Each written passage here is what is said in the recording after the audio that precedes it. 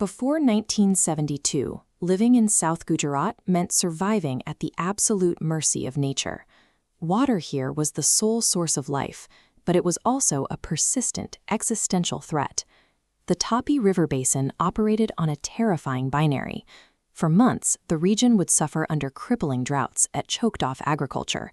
Then the monsoons would arrive, swelling the river into a violent force that threatened to erase entire settlements. The sheer kinetic terror of this cycle peaked during the 1968 floods. A wall of water moving at a peak flow of 1.5 million cubic feet per second tore through the district, leaving absolute devastation in its wake. A region cannot build a future on a foundation of constant instability. As long as this unpredictable water cycle ruled the Tapi Basin, South Gujarat could not safely expand, attract major industry, or secure its economic survival. To break this cycle, they required a massive intervention. In 1964, the government initiated a massive nation-building undertaking to tame the river. They proposed the Vallabh Sagar project, a multi-purpose titan designed for absolute control. The construction demanded immense human labor. Navigating the rugged terrain of the Tapi district, thousands of laborers worked across sprawling wooden scaffolding to lay down millions of tons of earth and masonry.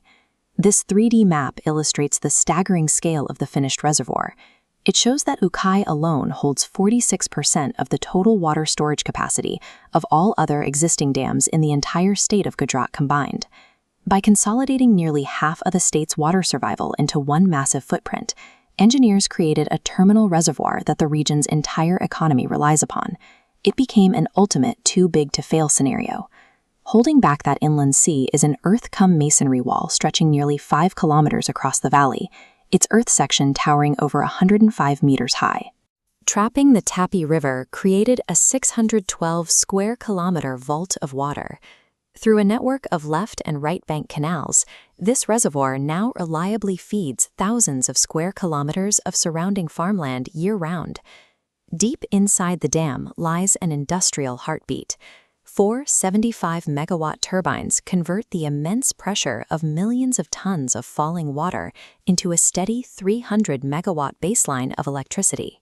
By capturing and strictly rationing the river's flow, this infrastructure eliminated the historic cycles of drought. South Gujarat evolved from a vulnerable agrarian outpost into a highly stable, electrified industrial powerhouse.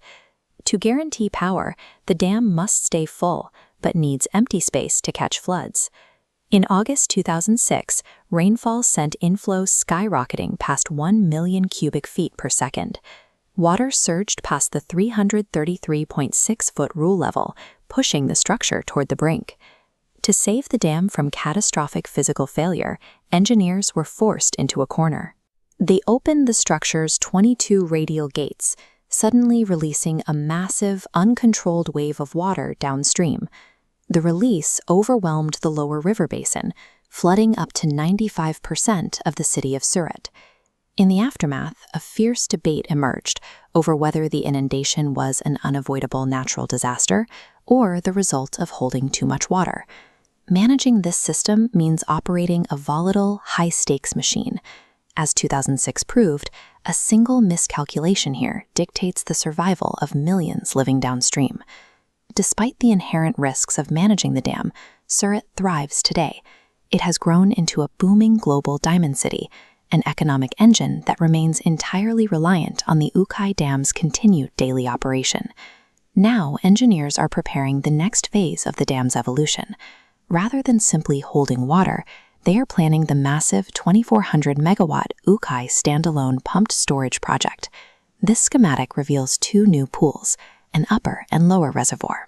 1.38 TMC of water from Ukai Lake fills the circuit. During peak demand, water flows down a shaft, spinning reversible Francis turbines. The turbines then reverse, pumping water back up to create a mega battery. The 2,400-megawatt upgrade ensures the site remains relevant, providing the massive storage capacity needed to balance the regional grid as Western India moves toward a higher reliance on variable energy sources.